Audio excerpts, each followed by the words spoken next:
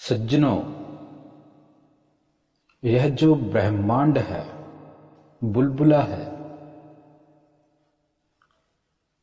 इस बुलबुले के बनने की प्रक्रिया विष्णु पुराण, ब्रह्म पुराण आदि जो वैष्णव पुराण हैं उनमें बताई गई है। लेकिन जो ये अनंत अथाह जो प्रकृति है उसका वर्णन शिव पुराण, लिंग पुराण, देवी भागवत पुराण आदि शैव और शाक्त ग्रंथों में मिलता है। देवी भागवत पुराण में तो और भी जो ऐसे बुलबुले हैं, ऐसे जो ब्रह्मांड इस प्रकृति में हैं, उनके बारे में वर्णन आता है कि जो शक्ति है वह ब्रह्मा, विष्णु और महेश इन तीनों को एक विमान में बैठा करके दूसरी जगह जितने भी जो इस प्रकृति में ब्रह्मांड हैं उन सब को वह दिखाती है कि देखो कि आप तो महज एक जो एक ब्रह्मांड है वहां के करता हैं, लेकिन मेरे भीतर असंख्य ब्रह्मांड है। इसलिए बिना शक्ति को जाने, बिना शिव को जाने हम इस बुलबुले के बनने का वर्णन नहीं कर सकते।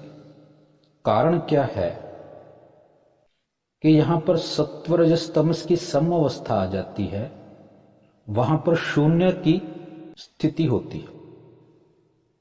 अब उस शून्य की स्थिति को समझने के लिए विष्णु पुराण का वर्णन नहीं होगा, क्योंकि जो विषम है वह शून्य नहीं है। जो शून्य है वह सम को दर्शाता है। यहां पर सम और विषम दोनों अवस्थाओं का वर्णन समझना पड़ेगा। ये मैथमेटिक्स का एक स्वरूप है। मैथमेटिक्स शास्त्रों से ही जाना गया है और शास्त्र ही मैथमेटिक्स का व्याख्यान करते हैं, ज्योतिष का व्याख्यान करते हैं। इसलिए जो भी अवस्था का वर्णन शास्त्रों में आया है उसमें मैथमेटिक्स एग्जिस्ट करता है। बिना मैथमेटिक्स की चीजें नहीं बनी। हर शब्द और अक्षर मैथमेटिक्स पर ही आधारित है। तो जो शून्य बिंदु एक हैं या एक ही की तीन अवस्थाएं, शून्य बिंदु और एक में कोई भेद नहीं होता। एक अवस्था ऐसी आती है वहां पर एक भी शून्य ही है, शून्य और एक में कोई बदलाव नहीं होता। वहां पर बिंदु भी शून्य ही है। वो कैसे है, इसके लिए तो मुझे आपको गणित का एक सीक्रेट बताना पड़ेगा, लेकिन थोड़ा दिक्कत है कि मैं अभी आपको गणित का सीक्रेट नहीं बता सकता, व्याख्यान नहीं कर सकता, क्योंकि अभी मेरा यह सारा गणित जो है वह लेखन अधीन है। मैं अभी इस पर पुस्तक लिख रहा हूं, या वह पब्लिश होगी तब इस पर बात करेंगे। लेकिन यहाँ पर आपको बताएंगे कि किस तरह से वह चीज है। अगर आपने अपनी बुद्धि से समझ लिया तो कहना ही क्या। लेकिन मैंने तो बहुत वर्षों तक इसका अध्ययन करके समझा है। मैं आपको एक दृष्टांत देता हूं कि लिंग क्या है, शिव का लिंग क्या है। तो शिव के लिंग को समझने के लिए, शून्य को समझने के लिए वैशेषिक का एक सूत्र है, निष्क्रमणम प्रवेश निमित्य आकाशस्य लिंगम। अर्थात ये जो आकाश है जिसमें आना जाना होता है वह लिंग के कारण से ही होता है। इस सूत्र में जो पहला शब्द है निष्क्रमण, उसे समझिए। निष्क्रम का अर्थ है जिसमें कोई क्रम नहीं। क्रम 1 2 3 4 5 6 इस तरह से इसको क्रम कहा। तो जिसमें कोई क्रम नहीं आएगा, एक रस अवस्था आएगी, उसको निष्क्रम कहा गया है, अर्थात शून्य। तो शून्य जो है वह लिंग है। अभी आप समझिए कि जो विष्णु पुराण है वहां पर एक के लिए वर्णन आएगा, जो शिव पुराण है वहां पर शून्य की अवस्था का वर्णन आता है। शून्य का भी आधार लिंग है। देखिए, लिंग क्या है, वह चीज को थामे हुए है। जो भी चीज है उसको थामे हुए अवस्था जो है वह लिंग है। शून्य भी लिंग के भीतर ही है। निष्क्रमण, कोई क्रम नहीं। वो यदि उसमें क्रम होगा तो फिर थामेगा कैसे? कोई चीज थामेगी, उसमें क्रम थोड़ी होगा।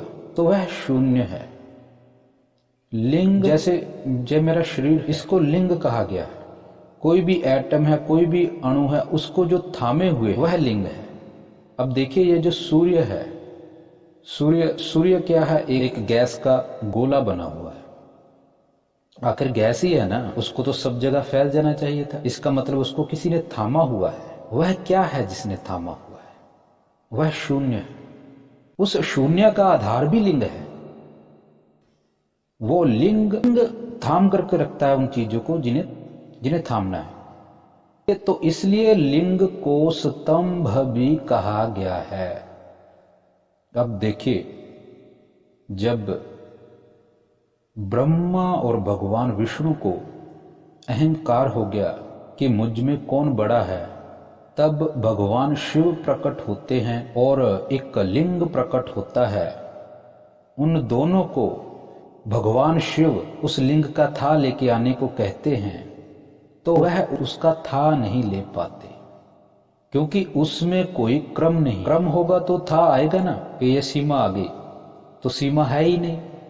तो अथा के भीतर वो जाते हैं तो उसका कोई था नहीं मिलता।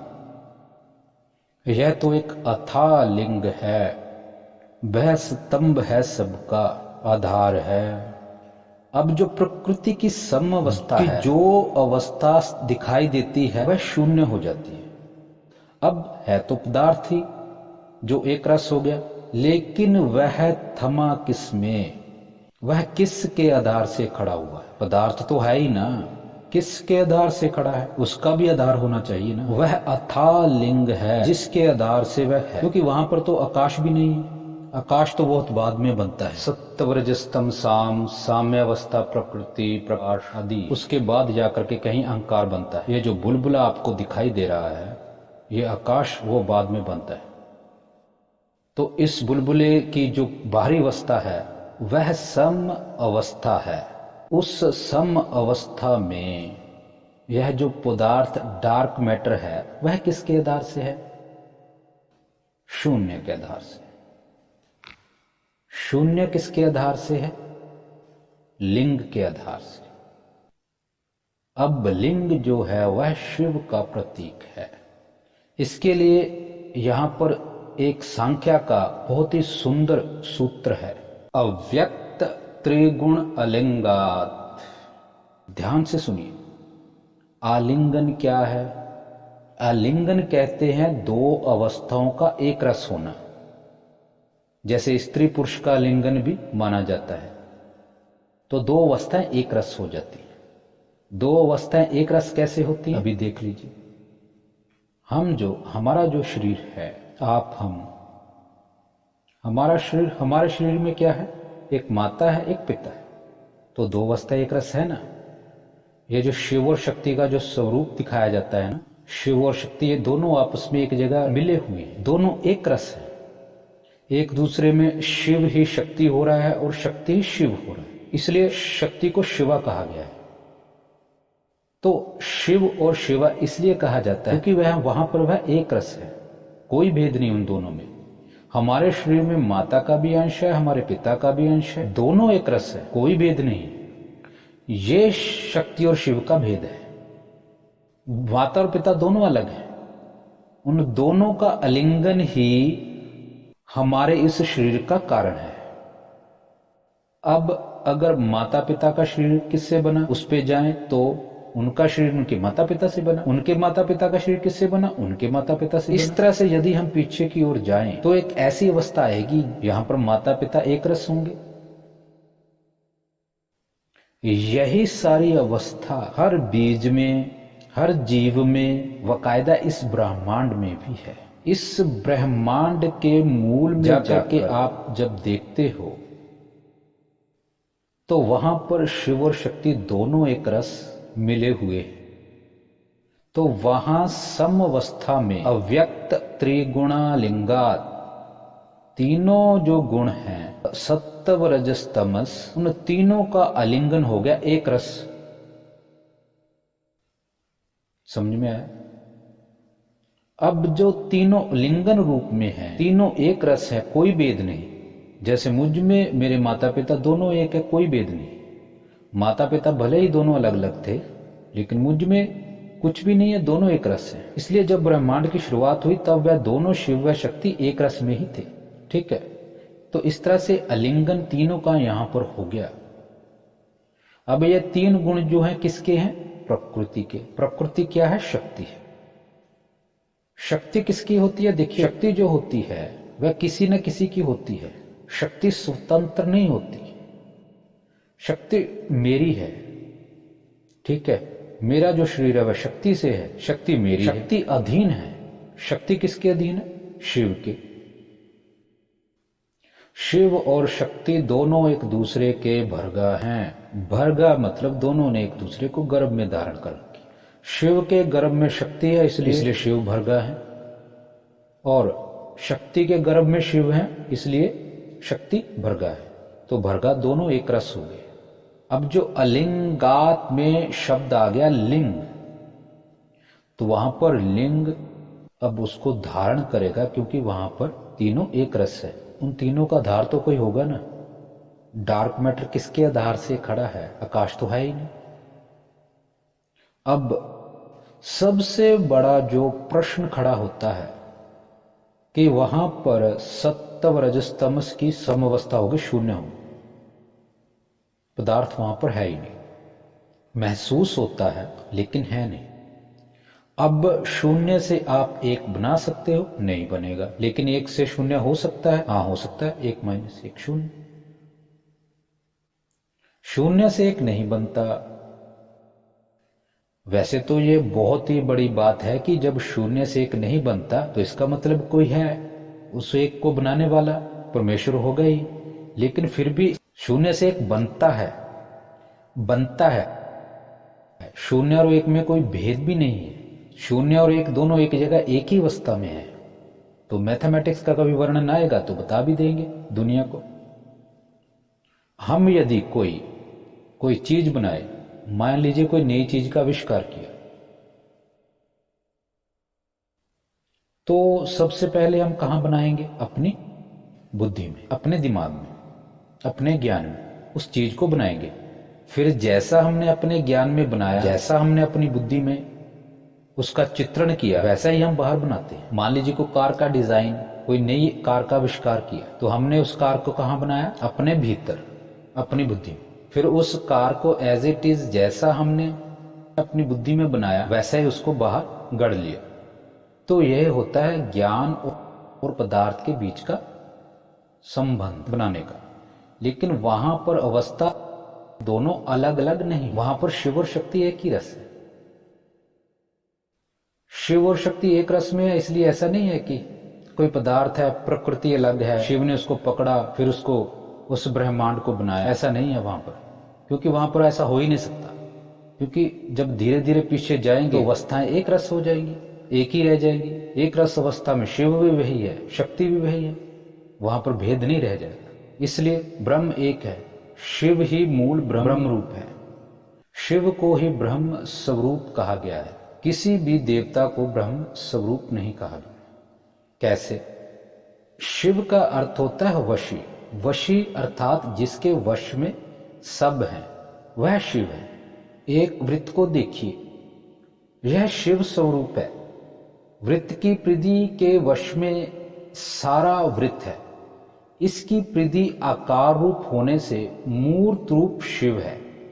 और परिधि के भीतर जो रिक्त अवस्था है, शून्य है, वह ही निराकार लिंग है, जो परिधि का आधार है। और इसके केंद्र यानी गर्भ में जो बिंदु है, वह इसकी शक्ति है। इसलिए जो तंत्र ग्रंथ है ना, वो वशीकरण पर जो आधारित ग्रंथ है, वह शिव के नाम से और शक्ति के नाम पर ही लिखे जाते हैं। तो अब देखिए, उदाहरण के लिए जो बीज है, बीज में वृक्ष है। यदि बीज में वृक्ष ना होता तो उत्पन्न ही नहीं होता। बीज में वृक्ष है तभी प्रकट हो रहा है ना। अच्छा, जो है वही उत्पन्न हो रहा है। ऐसा नहीं है कि आम के बीज से जामुन का वृक्ष हो जाए या जामुन के बीज में से आम का वृक्ष हो जाए। तो जो है वो वही प्रकट हो रहा है, और है इसीलिए प्रकट हो रहा है। आया समझ में? यदि बीज में वृक्ष नहीं होता तो प्रकट हो ही नहीं सकता था। इसलिए जो भी प्रकट हो रहा है, जो भी आपको दिखाई दे रहा है, वो उस ज्ञान के भीतर है, तभी प्रकट हो रहा है। तो यदि नहीं होता तो प्रकट ही नहीं होता। इसलिए ब्रह्म को ज्ञान स्वरूप कहा गया। एको ब्रह्म द्वितीयो नास्ति। सब कुछ ब्रह्म ही हुआ ना।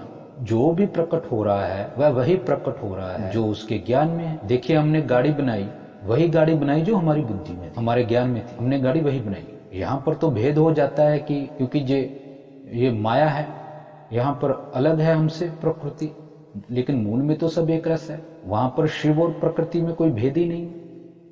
और जो भी प्रकट हो रहा है, जैसे ये सूर्य है, सूर्य वही है जो ब्रह्म में ज्ञान स्वरूप में है। तो ज्ञान स्वरूप में सूर्य प्रकट हो रहा है, अर्थात जो प्रकट हो रहा है वह ज्ञान का ही स्वरूप है। शब्द विज्ञान को समझिए।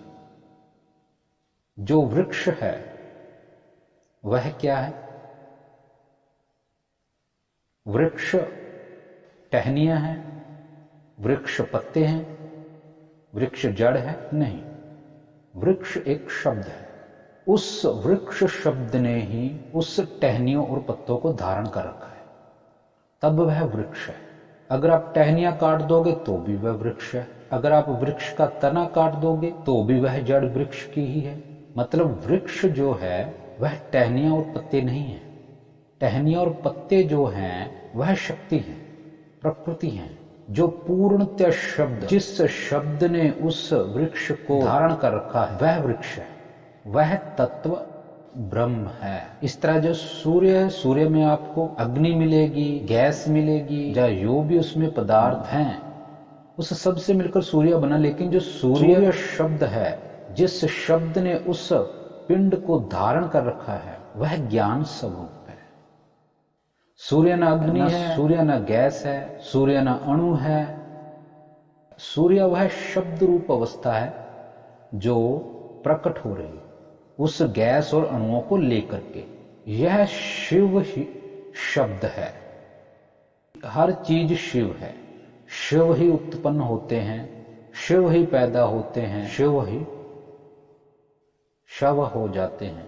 शिव ही जो बुलबुला है, ये पूरा जो बुलबुला खड़ा दिखाई दे रहा है ना, ये पुरुष है। कौन पुरुष है? शिव।